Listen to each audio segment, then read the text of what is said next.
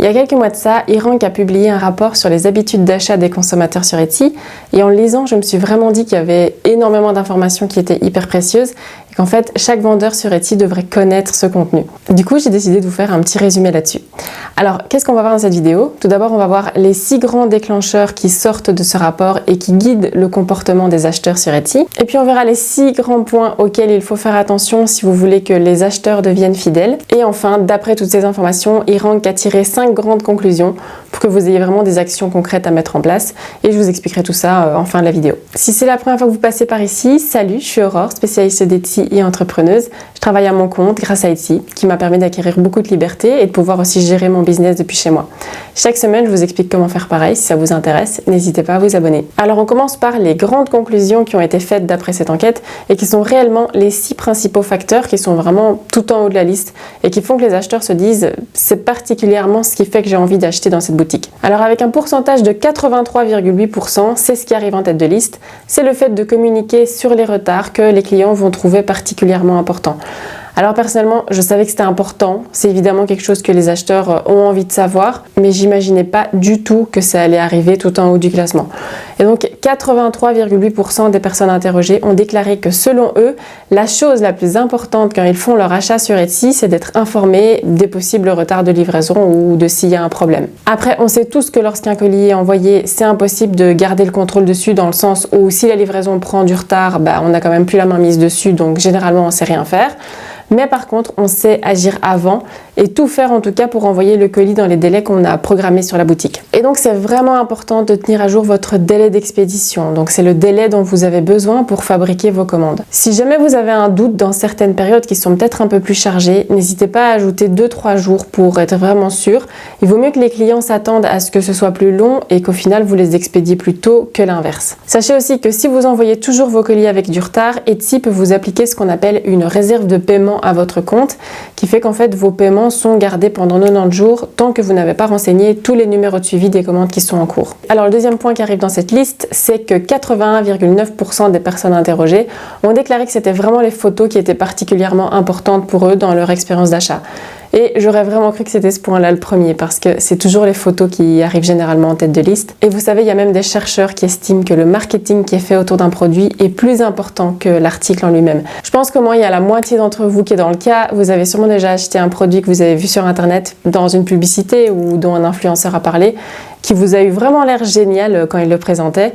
Et en fait, quand vous l'avez reçu, vous vous êtes dit qu'il était tout à fait quelconque cet article. Et sur Etsy, la seule manière que vous avez d'attirer le client à la base, c'est vraiment de vous démarquer de cette masse de photos que le client va avoir devant lui quand il va faire une recherche.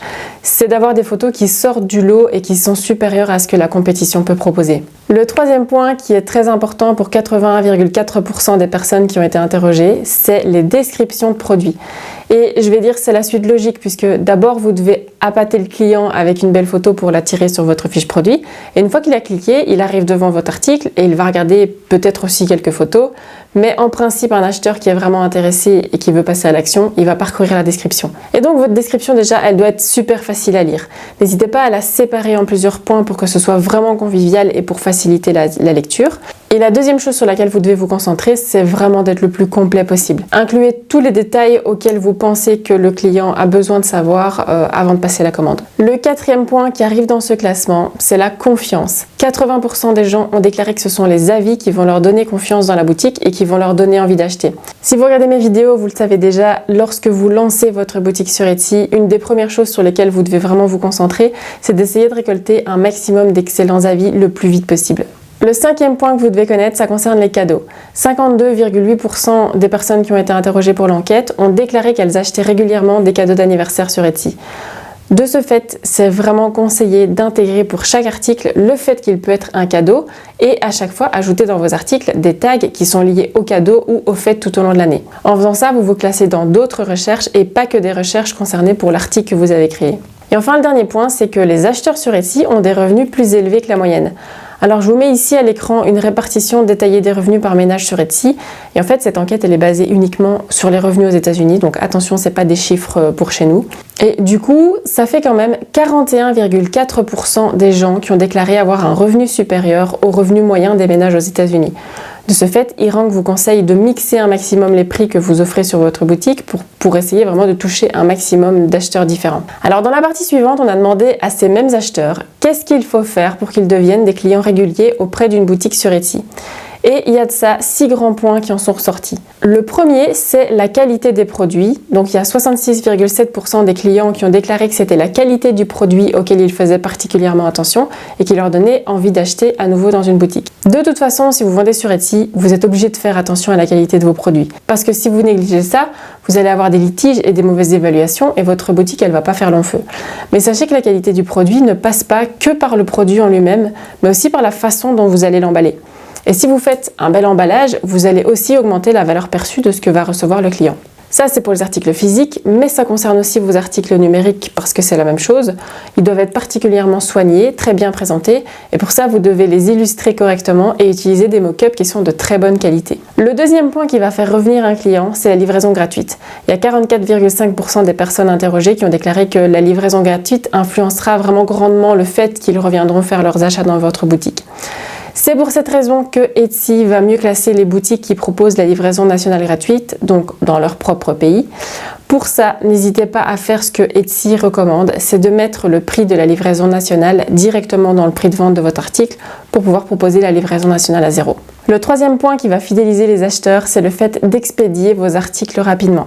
Apparemment, les clients sont quand même bien au courant qu'ils doivent attendre plus longtemps pour des articles personnalisés ou faits sur mesure, mais c'est quelque chose qui va influencer leur décision en tout cas. Après, moi je dis, ne vous mettez pas trop la pression avec ça. Le plus important, c'est vraiment déjà de respecter ce que vous avez renseigné dans vos délais. Si vous êtes honnête dès le départ, c'est vraiment le principal. Et si les gens, ils aiment réellement ce que vous faites, ils seront prêts à attendre, il n'y a aucun souci avec ça. Mais bien entendu, moins vous les ferez attendre, mieux c'est. Le point suivant, c'est la réactivité du vendeur. Et je peux comprendre parce qu'il n'y a rien de pire que de commander un article chez un vendeur et de ne pas être tenu au courant, de ne pas savoir quand il va envoyer l'article. Et surtout quand on sait que plus de la moitié des articles qui sont achetés sur Etsy sont des cadeaux. Et quand on commande des cadeaux en ligne, c'est toujours un petit peu la pression pour savoir si on va l'avoir à temps. Donc, si vous pouvez tenir votre client au courant de quand vous traitez sa commande et de quand vous comptez l'expédier et de quand vous le faites vraiment, c'est encore mieux. Le cinquième point qui va donner envie aux clients de revenir sur votre boutique, c'est de leur offrir des codes de réduction. Alors, moi, je vous résume ce qui est dit dans ce rapport. C'est pas pour autant que je suis d'accord avec le fait de faire des codes de réduction à tout va sur Etsy, parce que déjà, il faut assumer les frais de la plateforme, puis il y a aussi la livraison gratuite qui va être dans le prix, et puis si on doit en plus faire des codes de réduction, parfois c'est pas du tout possible. Sachez que moi, dans ma boutique, je n'en propose jamais. J'en propose uniquement sur mon site internet, et encore, c'est uniquement une offre de bienvenue, et c'est 5%. Donc c'est vraiment quelque chose de minime. Et ce qui me rassure un petit peu, c'est qu'il n'y a que 13,4% des participants qui ont déclaré que c'est un code de réduction qui les ferait revenir dans la boutique. Donc, c'est pas tellement 13%. Mais voilà, évidemment, si vous en avez l'opportunité, un petit code promo, ça peut décider quelques clients que vous avez déjà eus, s'ils ont été contents en tout cas de ce que vous leur avez vendu. Et enfin, dernier point, ce qui incite les clients à revenir sur votre boutique, c'est un bel emballage et des articles gratuits. Donc, c'est des articles gratuits que vous allez glisser dans la commande, comme des bonbons, des freebies ou un mot personnalisé. Parce que les clients sont souvent très réceptifs au fait d'avoir un petit mot qui va être marqué à la main et personnalisé dans la commande. Le fait de faire ce petit truc en plus, ça peut faire parfois oublier au client qu'il y a eu un mini défaut sur la commande ou qu'il y a eu un petit problème avec la livraison. Et grâce à ça, vous pouvez obtenir des bonnes évaluations que vous n'auriez pas du tout eu à la base. On arrive dans la dernière partie de cette vidéo où eRank a rassemblé selon eux 5 points cruciaux sur lesquels vous devriez travailler le plus vite possible si vous souhaitez avoir plus de ventes sur Etsy. La première chose, c'est la photographie. Ils disent que d'après leurs recherches, tout investissement que vous allez faire en photographie a une forte probabilité d'augmenter vos ventes. Alors il est clair que si vous suivez des formations de photo et que vous avez un appareil photo professionnel, c'est encore mieux. Mais il n'empêche que la plupart des vendeurs sur Etsy, ils utilisent simplement un smartphone. Et on a des boutiques qui réussissent extrêmement bien juste avec un smartphone. Et je ne vais pas vous faire un cours photo dans cette vidéo, mais sachez que si vous voulez améliorer la qualité de vos photos, vous devriez utiliser le logiciel Lightroom qui est gratuit sur la version smartphone et qui permet vraiment d'augmenter la luminosité d'une photo, la netteté, le contraste. Et personnellement, j'ai réellement vu la différence en me servant de ce logiciel. La deuxième chose que eRank vous recommande de faire, c'est de parcourir toutes vos descriptions et de vous assurer qu'elles comportent toutes les informations que les clients ont besoin de savoir et d'essayer de vraiment faire un bon équilibre entre une description qui va être facile à lire et le fait aussi d'y inclure vos mots-clés qui sont très importants pour votre référencement. eRank vous recommande aussi de vous concentrer sur la communication avec vos clients, donc d'essayer de leur répondre le plus vite possible quand ils vous envoient un message. Pour ça, n'hésitez pas à installer directement l'application Vendre sur Etsy sur votre smartphone pour que vous puissiez entendre directement quand un client vous contacte. Le fait de répondre vite, ça peut vous aider à décrocher la vente et le fait de bien tenir le client au courant de où est sa commande, de quand vous allez l'expédier, etc. Ça peut aussi vous aider à le fidéliser. Il vous recommande aussi, dans la mesure du possible, de proposer la livraison gratuite et donc d'intégrer le coût d'envoi dans le prix de l'article. Mais comme je vous l'ai dit, donc c'est bien la livraison nationale gratuite qui va compter dans l'algorithme d'Etsy. Et enfin, la dernière chose sur laquelle vous devez vous concentrer le plus vite possible au maximum, c'est de récolter un maximum d'avis positifs sur votre boutique. Puisque en faisant ça, vous allez remonter la note que vous donne l'algorithme d'Etsy dans le classement. Et si vous voulez vous classer mieux, vous devez offrir la meilleure expérience possible à votre client. Si vous souhaitez parcourir le rapport dans son entièreté, je vous mets le lien dans la description, comme ça vous avez tout. J'espère que cette vidéo vous aura plu et qu'elle vous aura réellement aidé à savoir ce que vous devez prioriser dans votre liste d'actions à entreprendre pour votre boutique. De mon côté, je vous retrouve la semaine prochaine, dimanche comme d'habitude. En attendant, bossez bien et à bientôt.